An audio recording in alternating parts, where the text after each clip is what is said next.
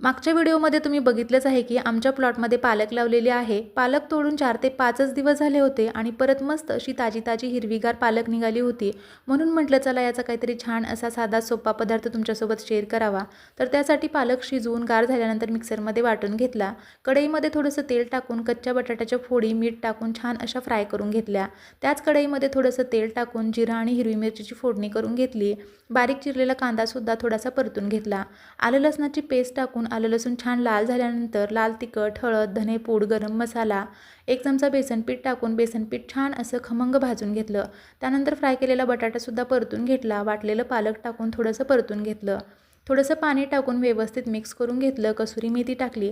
परत एकदा मिक्स करून घेतलं आणि 2 ते 3 मिनिट मंद आचेवरती भाजी शिजवून घेतली। त्यानंतर कडकडीत असं तेल गरम करून जिरं, चिरलेला लसूण आणि लाल मिरची टाकून छान खमंग फोडणी करून घेतली। तयार आहे लसूणी आलू पालक। व्हिडिओ आवडला असेल तर